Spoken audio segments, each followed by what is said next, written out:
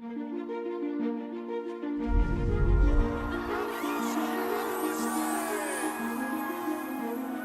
circus is not a place of great wonder and mystery. It's a combination of freak show and monsters. It's a brutal place.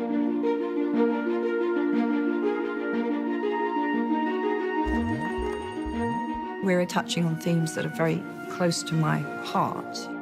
This is an aspect of the magical world that I never really explored in Potter, even though I knew it was there. The circus stuff, and I quite enjoy that research, trying to create some animals that look like they haven't necessarily been cared for the best, and you've got to feel for them, they've got to have that heart, and it's quite nice to be able to try and create that. Well, that'll be the zoo.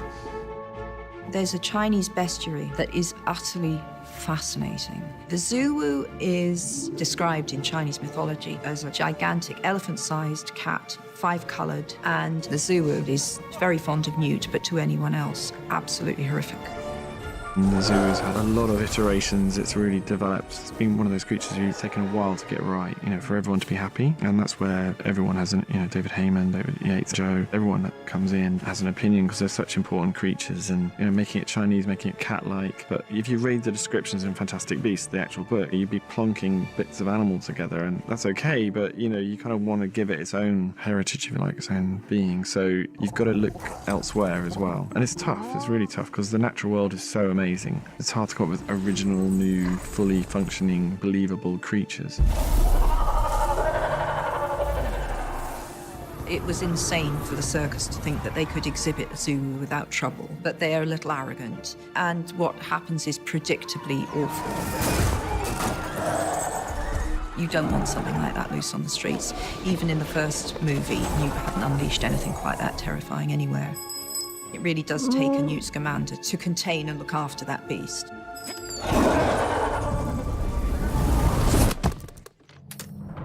Credence has managed to hide in the circus, and no one asks too many questions. The circus is a reflectively abusive environment to the one he just broke out of, not with full intention. The obscurus broke him out violently. Credence, who has truly had nothing to live for except to know who he is, also realizes he had, at least almost, something to live for in his companion.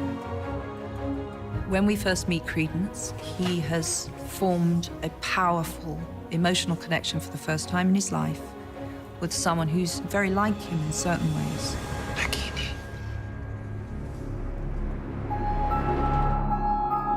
Nagini is a prisoner in this place, and there's another layer to it because she's bound to become a prisoner in her own body.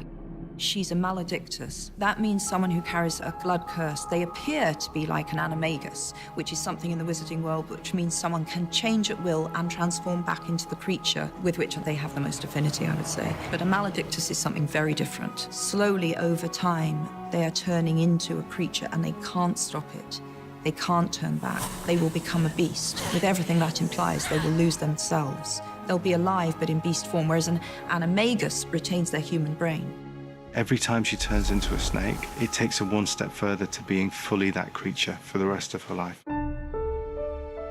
Claudia Kim is a very elegant young woman, and I did a dress for her that I found this lace and screened over with metallic foil to get the idea of a snake skin without literally using a snake skin for visual effects.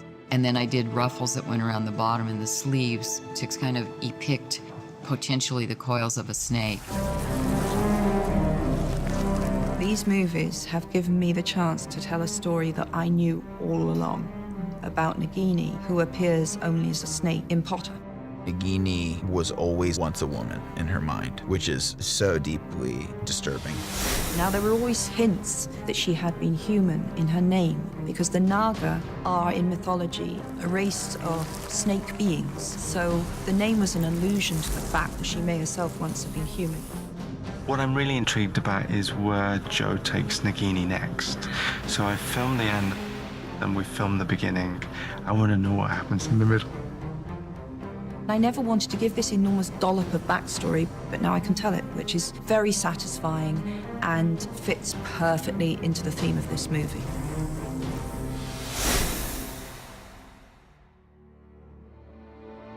For Credence, his big question is, who am I? We know he's very, very powerful to have survived this condition so long. He's now setting out on a journey of self-discovery to understand his own point of origin, and this is the transformation. I want to know who I am. Grindelwald holds the knowledge. This is where you will find proof of your true identity. This person is a victim to violence and ultimately being so easily manipulated. That's the tragedy.